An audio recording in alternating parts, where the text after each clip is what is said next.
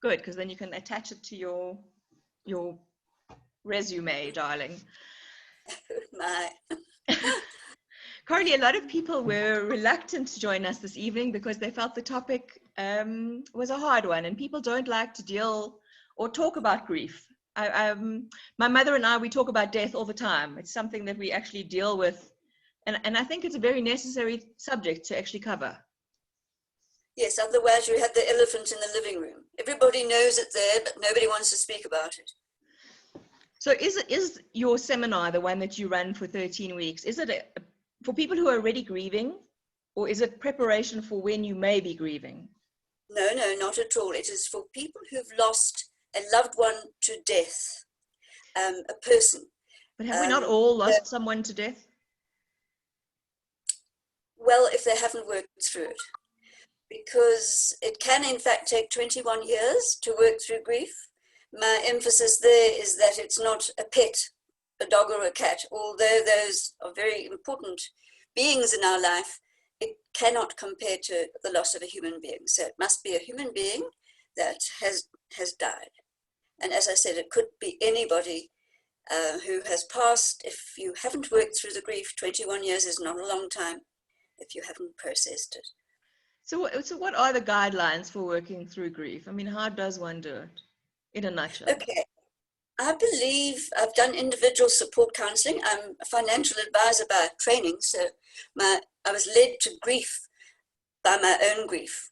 And I have done grief support counseling. It's not the official counseling, I must stress, that people qualify for. And I've also done it in groups. This is, in fact, my 14th group that I'm currently involved in. And I find that a group works better because you do heal from grief. The pain never goes away, but you get used to living with it very productively. And the other people who are also in grief will always assist the newly grieving people. It's a dynamic. I think Teilhard de Chardin calls it a collective consciousness. And certainly they benefit hugely from discovering that A, they're normal, and B, that everybody's going through the same situation. What differentiates your process from any other sort of grief counseling? Like, for example, Friends of Compassionate Friends. Compassionate Friends. Yes, I was a member of Compassionate Friends. I lost my Down syndrome brother, so I lost a sibling. Compassionate Friends only admit people as members who've lost a child, a sibling, or a grandchild. They do not cover other grief at all. And I counseled with them on an individual basis for 2 years, once every Thursday morning. I would give up my time and drive across to Highlands North to assist people. And I think the fact that Griefshare is a structured course. In other words, we do not sit around every week and discuss the same thing, because people can get very much stuck in grief when that happens. They can maybe feel that they're honoring their loved one by not forgetting about the grief that they've been feeling, but it's not good because it's just repetition and there's no moving forward. We have a program that covers different aspects of grief every single week. So in fact, it's modular. Although I personally think it's better for people to start at number 1. We had an orientation session this cycle because part of it was teaching people how to use Zoom. But it has worked wonderfully because we did not get down into the nitty-gritty until everybody was meeting for the second time. I think it's the structure and the fact that it is a group.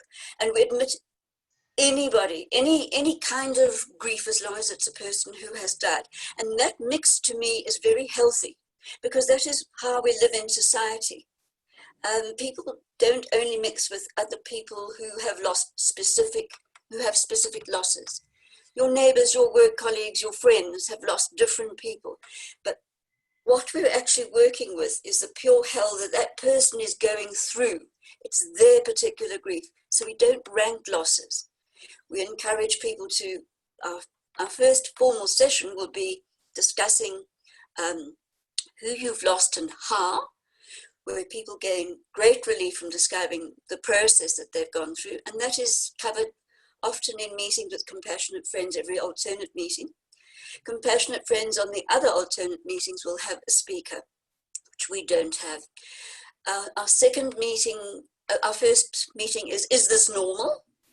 Our second meeting is the processes, beginning on the processes of grief, and we normally ask people to bring photographs. We're going to be doing a wall of photographs, seems to be doing it by Zoom now, and they discuss their loved ones. That is the first move away from your personal hurt and trauma into starting a memory, which could still be very painful, of the loved one who has passed, which is the first little step in progress. The 13 weeks covers every aspect, relationships. When you're in grief, your address book changes, because the people who will understand what you're going through are not necessarily your friends or family.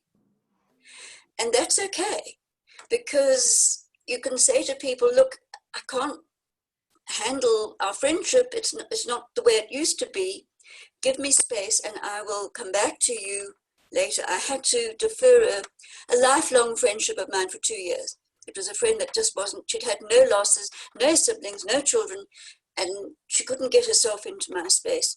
We resumed the friendship after 2 years, and then she lost her husband, and she felt very strongly that I was the only person who could help her. So your address book can change temporarily. And one of the things expressed by the people coming into our group is that it's like family, but a family that understands, because they get attentive listening. We really listen to what people say. Whereas often friends and family will not want to upset the person who's in grief. What they don't realize is the grieving person is so upset. They're at the absolute bottom of their deepest, darkest pit, that they cannot upset them any further. And all that is necessary is for somebody to be there, physically present, or Zoom, or behind a mask and outside in the garden, physically present there, to just listen. Would you like to interject, or shall I carry on? You're doing really well. Sorry, I was just listening.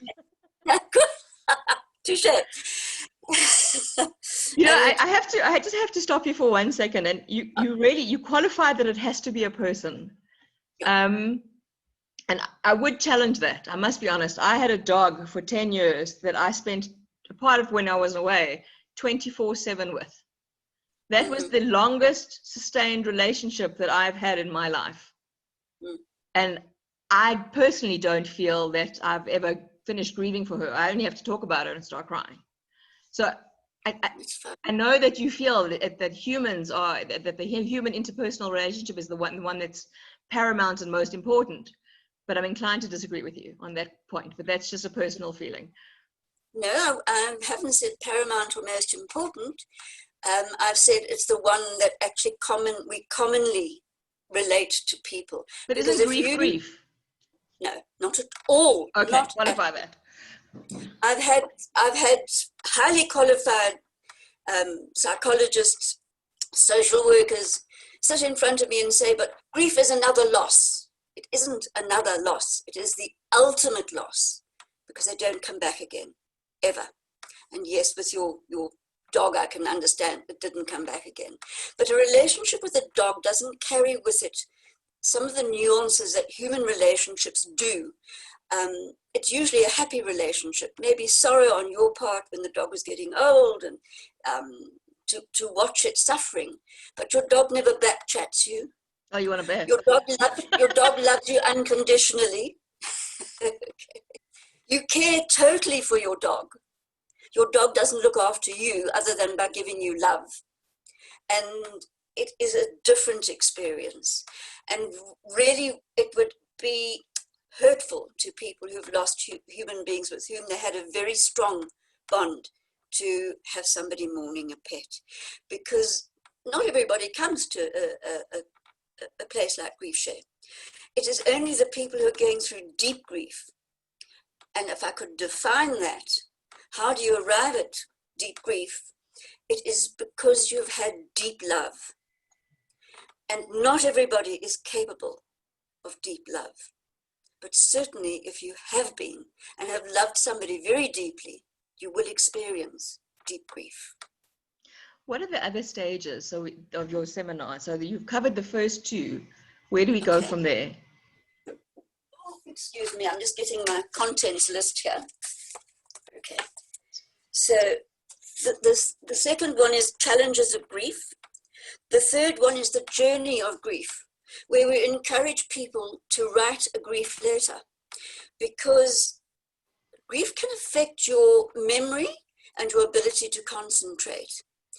I lost my ability to remember things for a year and my ability to concentrate for a year and a half. As a financial advisor, that was disastrous. I lost my business that I'd had for 25 years. It comes back once you start working through the grief. Okay. I've just had a message here. I've lost my mum a week ago and my soul fur baby. Renee, I can't see you. Are you there, or are you messaging me? Yeah, I okay, fine. Okay. It doesn't matter if it is if it's a recent loss. We still can cope with people in new grief, and you will find that you still fit into the grief pattern. We don't turn anybody away ever if they come to us, although the average is a 3-month wait before people join. Is that a personal thing, or is it? It's just average before people realize they're not coping.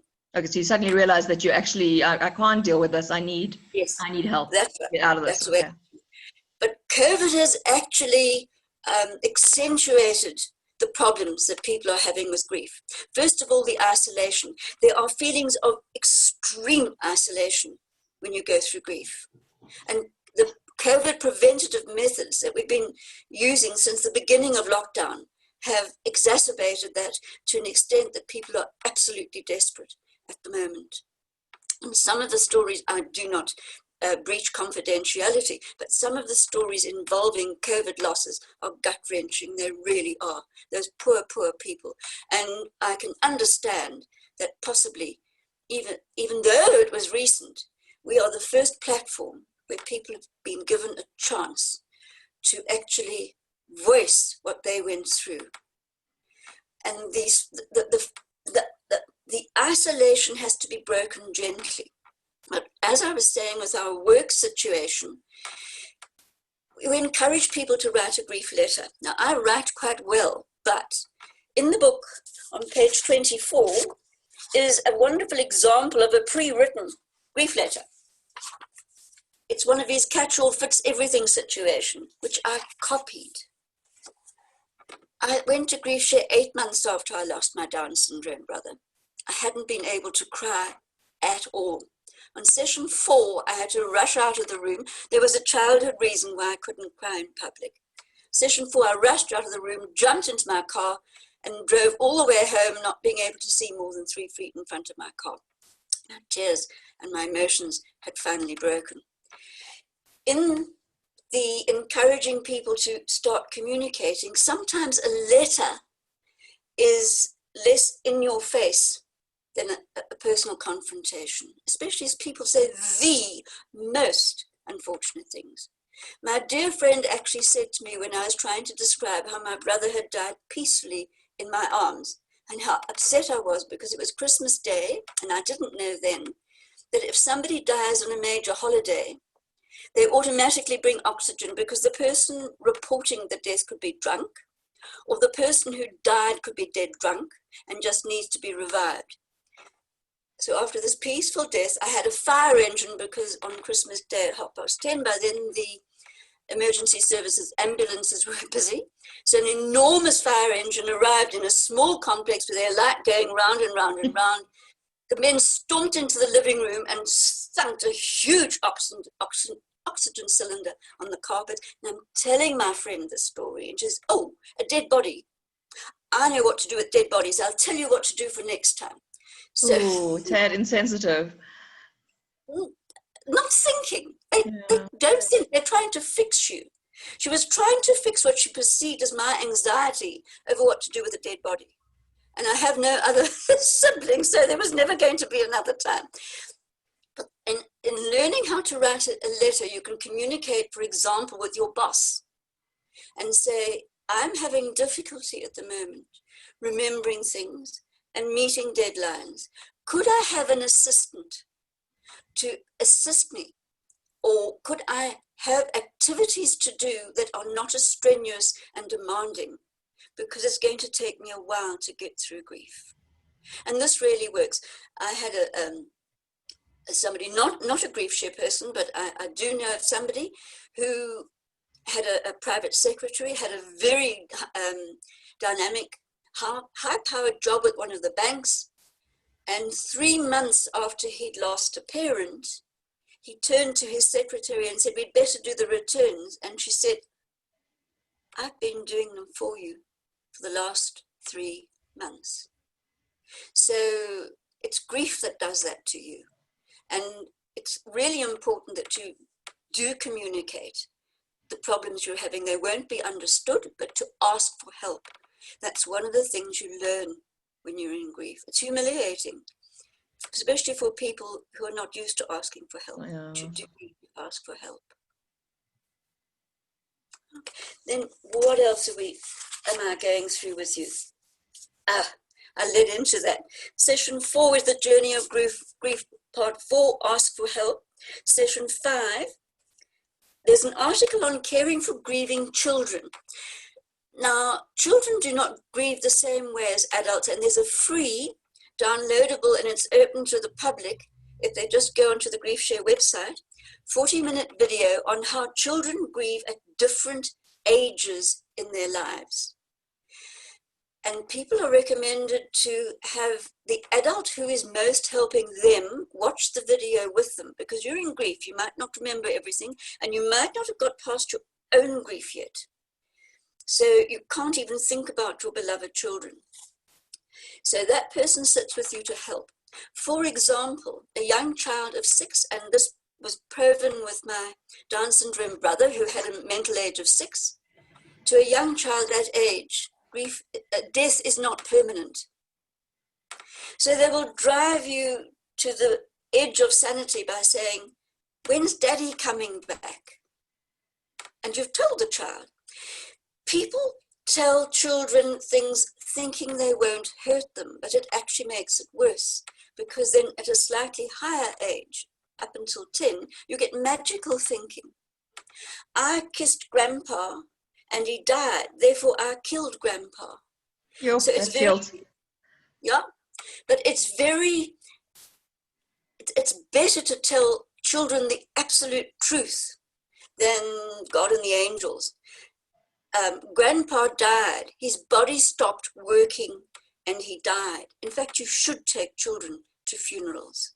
Children love rituals. They bury insects and birds and you know, and really, it's amazing how they only accept what they can at their level. Teenagers, for example, will not discuss anything with you. You have to go by their behavior. Griefshare is only for adults, 18 years and older. But how do you, I would...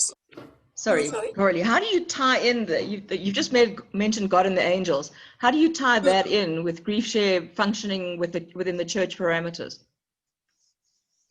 I tell them exactly what I've told you. You've got to be very careful. I'll give you a very good example. I was driving, my Down syndrome brother was institutionalized, but I had him home every month and for the Easter and Christmas holidays. I had collected him from the home and I was driving home past the Honeydew Hill, and he said to me, was mommy whipped? And I nearly drove into the traffic light at the intersection. And I realized through the fact that I was always taking him to church, and he'd said he didn't want to go to church, that he had tied up the crucifixion of Christ with mommy dying, because I told him that mommy was going to God. So you can't then suddenly backtrack once you've told a child. Try and undo that. Yeah. Can't. So I then concentrated on, but because we are religious, Jesus rose from the dead, he healed and went to heaven. And one day we were late for church, and we were sitting, it's a round church, it's a circular church, the Lemon Squeezer. We were sitting around at the opposite end, and there was a figure of St. John of the Cross, fully clothed, a wooden figure. arms outstretched, but fully clothed, looking very peaceful. And he said, "Hey, look, Coralie, the Down syndrome people have got high palates." He could never pronounce my name properly. "Look, Coralie, there's Jesus." And I said, "Yes." And he said, "He's going up to heaven and he's fine." So I had managed to tie in the two and save the situation.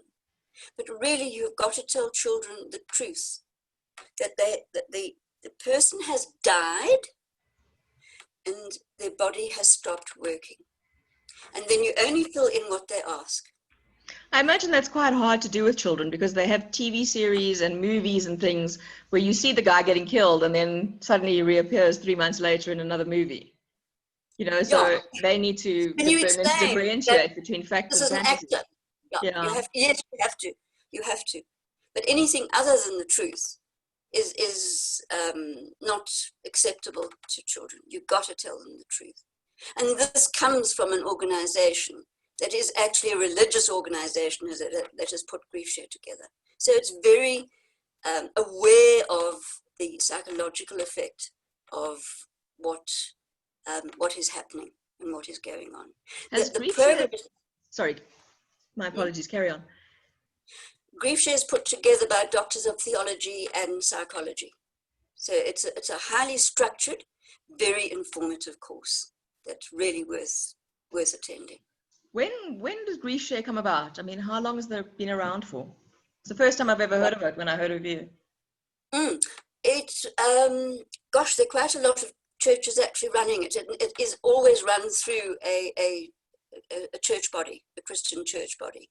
I can't remember the exact date, but it was started by a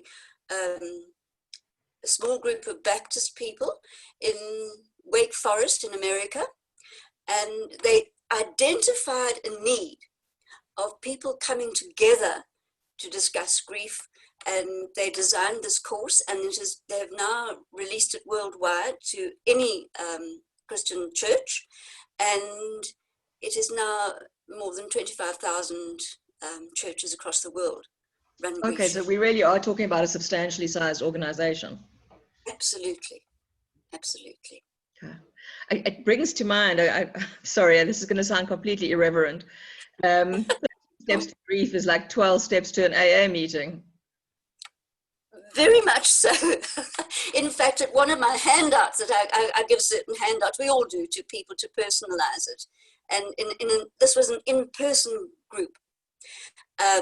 Griefshare have really done everything they could to change it to a virtual meeting, and so have we, both of us working together to do a professional job with it. But in one of my handouts that I was giving out, which was exercise, do this and that and the other, there were 24 points. And one of the participants said to me, "This reminds me of AA, where you get 12 steps. But actually, I think it's right that they're 24 because grief is worse." What is your next step in your program? Okay. Being honest with your comforters. People in grief they ache for people to mention the name of their loved one and for other people to talk about their loved one. But they don't realize that people are avoiding that because they think it will make them feel worse.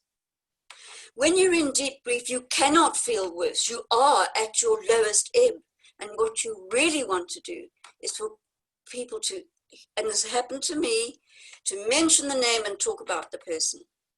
And a lot of people struggle with that. Also, if they brought you food, it's sometimes time to say, "Thanks, but I've already got 12 lasagnas in the freezer. I'd love a That's really funny. You know, in the Jewish religion, well, amongst the Jewish community, more like when somebody dies, people do bring food. But they tend to bring things like bagels because they're round and they're symbolic of life, and boiled eggs and stuff like that. And I just remember when my dad died, and my mother and I were sitting at home. Now I'm a caterer, and nobody arrived with food. It was like, like nobody brought us anything. It was a case of, well, get up and go to work and get some food. It was ridiculous. And it was the one thing that actually stood out for us, that like all these people would call, and no one actually brought food. So I can't even turn around and say, yes, we had lasagnas in the fridge, but there weren't any. It was actually very They were funny. trying not to insult a good cook, obviously. Yeah, it was just absolutely crazy. It was a crazy situation. But that is why you need to be honest with your comforters, to actually tell them. And people, especially when you get to the guilt aspects, there is reasonable and unreasonable guilt. If it's unreasonable guilt, it'll be something along the lines on, if only I'd have been there, they wouldn't have died. Now, you cannot use logic to encourage somebody out of that situation. You just have to be patient and sit and listen to it for about 50 times, because eventually they realize that, okay, they would have died anyway, if we're following my example. But people need to be honest with their comforters, because they sometimes don't realize, the people trying to help just don't realize that it's not quite meeting the criteria. Okay, and then we've got why, a session on why, which is very religious, and it's sort of why God. One of the best, and I have a mixed group. I have people who call themselves atheists, who are actually agnostics. I've had Muslim ladies, I've got Jewesses, I've had, what else? What is it when, I'm just trying to think of the other religion. Not important, Buddhism. don't worry. But so we do have a ruling of mutual respect for everybody. Okay, and the why one is very much about God. But if you knew why, would the person come back to life? No. And I use as my example, in a way, when my brother died, I was asked, well, did I have a why? The facilitator, we're 3 facilitators running the Zoom group, which is great because we can have a number of people attending. I was asked, did I have a question why? And I said, not really. My question would have been, why was Patrick born with Down syndrome? And the facilitator said, oh, but I suppose you've worked that out. I actually hadn't. But funnily enough, when I was co-facilitating a group not long ago, somebody said, well, why? And I said, I've realized it was to change the people around him in this world. And if you think about it, I probably had 200 people going through my grief groups. What an amazing contribution his loss has made to society. So why is accepting people with their agony in why did their loved one have to die? Why them and not me? We don't give solutions because you can't, and in this way it's like counseling. People have to arrive at their own conclusions and their own healing. Then we do anger and guilt.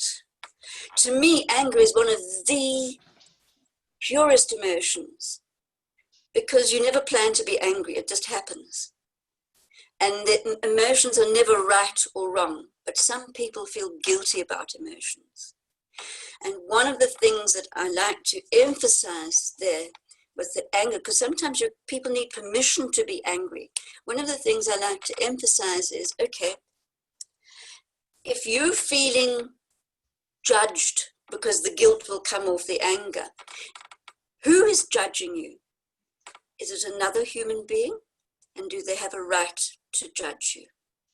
So guilt and anger are actually, we go into them over 2 sessions, although the videos combine the 2. They're very similar in the work that needs to be done through them. I was terribly guilty that I had run out of all my capital just before my brother died. And he had to go through the state system of hospitalization. It was a perceived guilt. Who wants to run out of all their money? Nobody. So I had to work through that.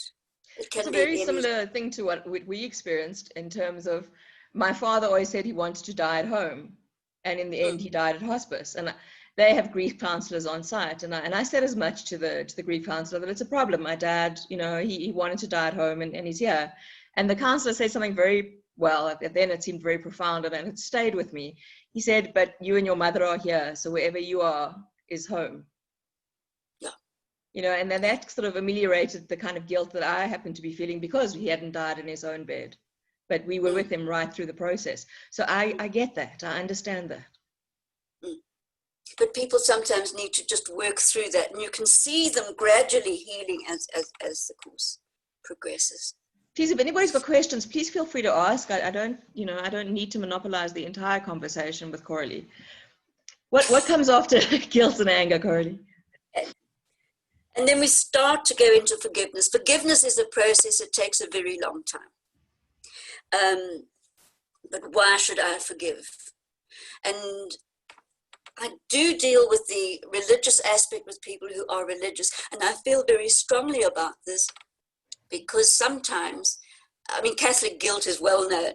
Sometimes the people will come in and they are too embarrassed to discuss the fact that they're angry at God or they're blaming God or whatever it is, because they feel they can't discuss this with their priest or minister or whatever.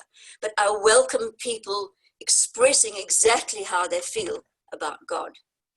And we deal with that in the program, and forgiveness as well. The people in the group take the material where they need it to go. We are always led by the people in the group and their individual needs. So the non-believers, how would they feel at this point in time when people are busy blaming God? And part of the beginning, and that's why that would actually become at session 7, and this is why it's structured, because by then they will know about the other person's loss. They will know through the photographs what the other person looked like and a little bit about their life, and a mutual respect and camaraderie has developed by then. okay. I do agree with Maslow. You know, in the beginning, you will find that a lot of people find themselves homeless. So it is gradually introduced. Your spirituality usually comes towards the end of the course that we deal with. Okay. And then we have complicating factors. We can't handle any trauma counseling, such as post-traumatic stress disorder ourselves. We're not trained and equipped to do it, but I have a list that I update regularly of community services that I hand out to people so that they can be referred to getting help. And that is right across the community, particularly where it can be done pro bono, because some of the people that come to us don't have any money at all. If you're on medical aid, then medical aid covers it. They might still need to be nudged in the right direction. Then we have stuck in grief. Some people can be stuck in grief for years. And then lessons of grief, coping with grief during the holiday season. We have a special one morning or whatever, it's about a 2.5 to 3 hour course on surviving the holidays. And as one Muslim lady said to me recently, she came back for a second year to attend the course. It doesn't matter whether it's Eid or whether it's Christmas, you're still in a group of people celebrating and they're still saying the same darn silly things to you. So yeah, like Merry Christmas, Happy Holidays. I feel like shit and you're busy having a party. Yes. Yes, yeah. Exactly. And then with our lessons of grief part 2, and then we have a session on heaven. Interesting on this one, I emphasize to people, because we have a mixed group, that the material is religious. It's up to them how deeply they go into it. I do recommend that they have a look at it, and that when they're doing that, to think of what they themselves would like to share as their own personal belief, and that is how we handle it. The only thing nobody is asked is their religion when they join Griefshare, but it sort of comes out during the sessions, and that works wonderfully. I used to dread heaven because of the cross sort of criticism, and so I made everybody responsible for airing their very own personal beliefs, and you'd be surprised how differing these are sometimes amongst the same religious groups of people. But it personalizes it gives people courage and hope. And it is also the session where we cover where do you believe your loved one is? An atheist who attended 2 cycles of Griefshare started making quite copious notes in one of those sessions. And then, what do I live for now? Will life return to normal? And by then, everybody will have the tools that they need to cope with grief. Whether or not they can use them, I don't know. But our registration fee is the only fee anybody will have to pay.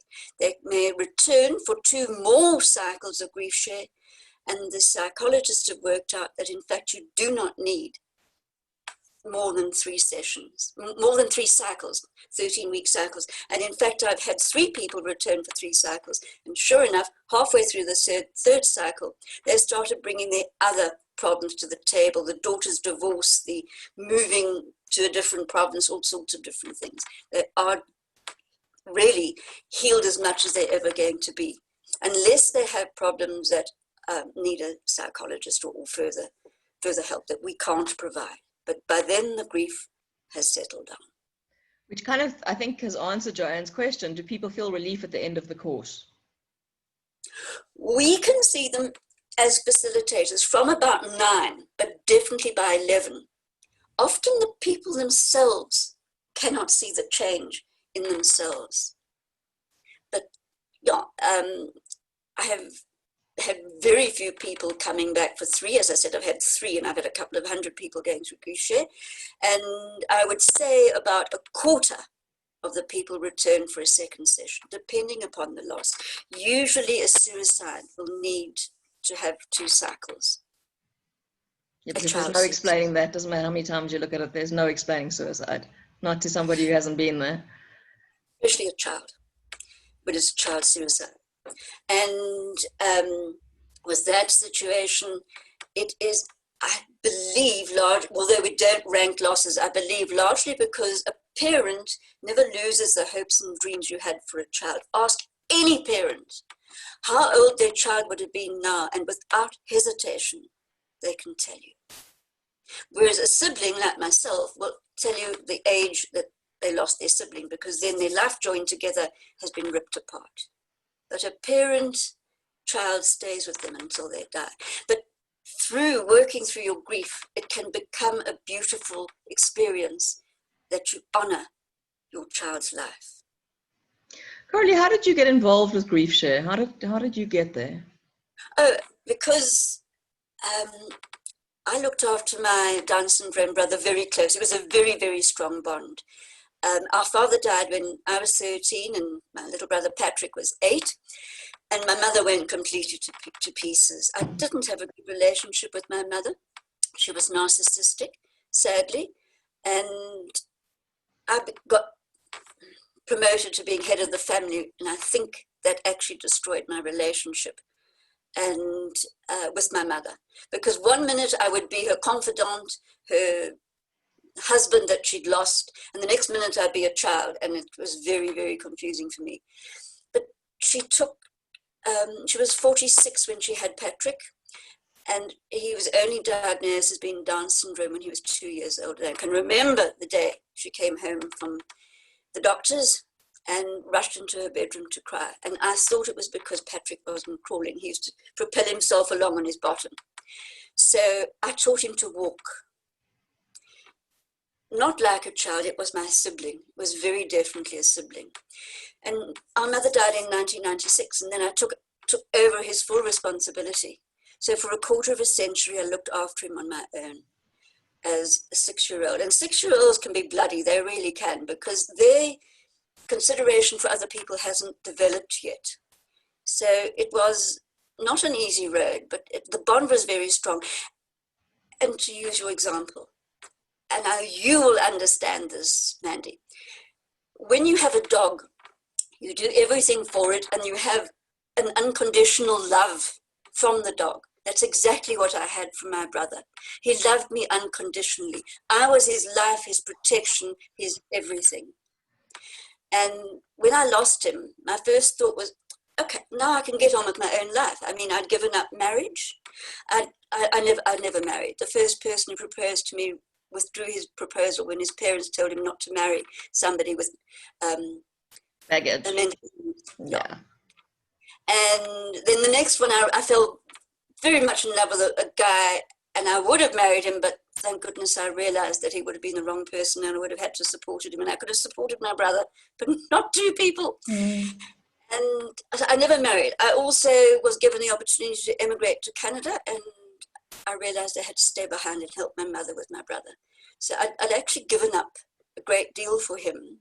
And there is an amazing bond. It's almost a psychic bond between this dependence upon another human being. I've seen it in other Down syndrome children with their moms. And that wrench, that bond was absolutely huge. So I wasn't functioning. 8 months after he died, I hadn't cried at all. I was sitting in front of a blank computer screen every day. I was forgetting to clean my teeth. My dogs would come. I had 2 French poodles. They died of old age now. My dogs would come and tell me at 5 o'clock that it was time to take them for a walk. So everybody who lived in this massive complex would see me walking my dogs and think I was coping. But it was the dogs that were taking me for a walk, not the other way around.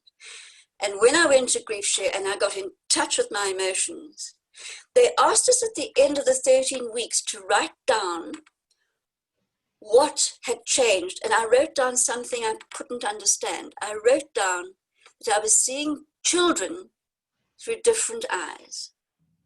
And I realized all my life, because I was with people who were going, oh, coochie, coochie, coo, what a cute little baby, and running away from my Down syndrome brother in horror, that I had blocked off my normal natural instincts for having children. And I have got in touch with that now. I've become another coochie, coochie, almost grandmother, and I fit in with the community, because when you have somebody with a mental disability, you do not live a mainstream community life. You live on the periphery, because often you will not be invited because, oh, she'll bring him with her, or a number of things that just don't happen. For example, when I went to get a photograph of us taken, it was for a school reunion, and I said to the photographer, do you photograph dogs? Because I was looking after, I'd inherited our late mother's little lap dog I'd given her. And the photographer said, oh, you'd be surprised what I'm asked to photograph. Mothers with Down syndrome children. Enter them in baby competition. Wow, that's inappropriate. So there we are. I've been through struggle, and I'd embraced what I'd had, and I thought I can give this to other people. Can I ask you a very personal question? You can refuse to answer it if you choose. Do you not feel a level of resentment at all, or have you worked through that? Worked completely through everything. When you really work through grief, you clean out the bucket completely. Forgiveness is something that you learn to do. All sorts of things, other things that you might have been carrying with you, because your grief experience, your deep grief experience, is going to be the worst experience of your life. And if you can work through it, it gives you such a feeling of relief, of you would want to make new friendships, go on forward with your life. And in fact, the people who've been through Griefshare, I cannot breach confidentiality, but they've embraced humanity. They've become leaders of committee groups to improve the neighborhood. They have, with young girls, I've found that they've completely worked through forgiveness and love of other human beings. It's the most amazing experience to work through deep grief. And I'm very blessed and extremely privileged to be able to share this experience with others, because we walk alongside them. If you have been through deep grief, you can put 1 foot in that deep, dark hole with them. 2 and you're both lost. But you can put that one foot in.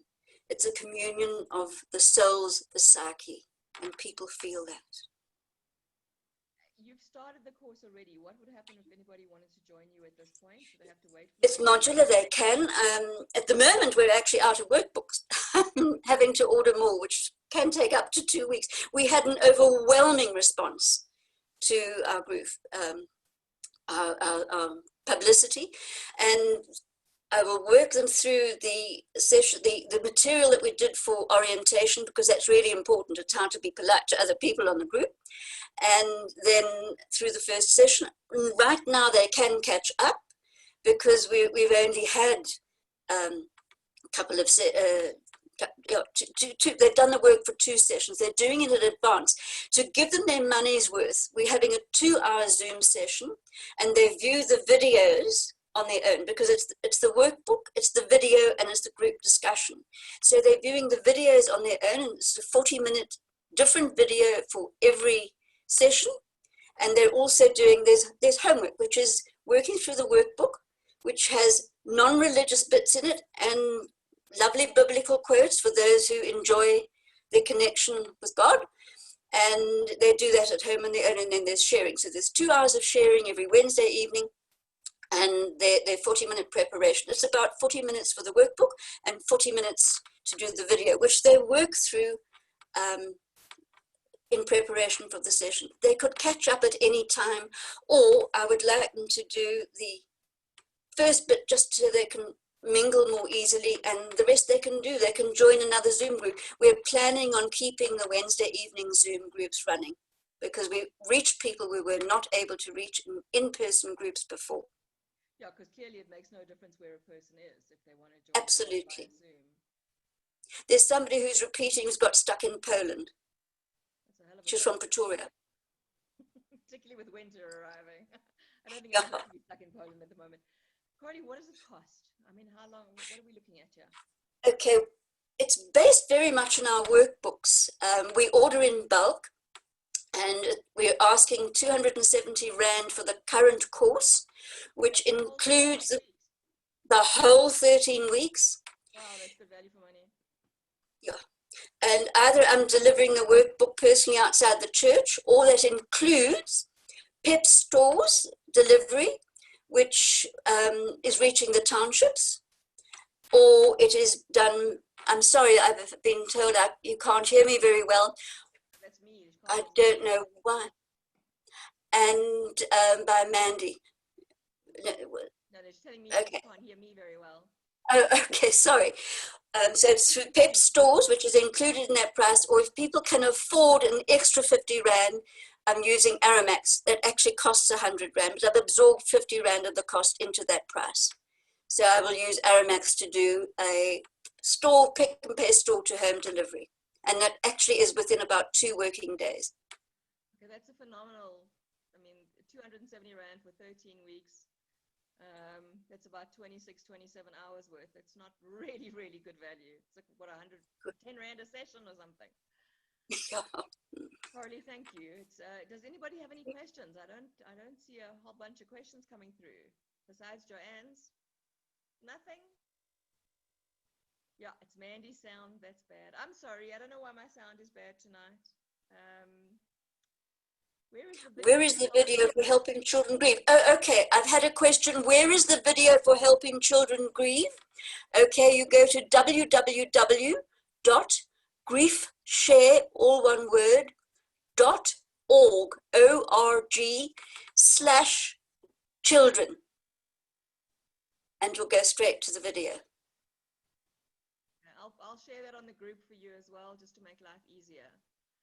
Sorry, Thank did you. my sound suddenly go bad, or was it sound from the beginning it was bad? I'm very sorry about that.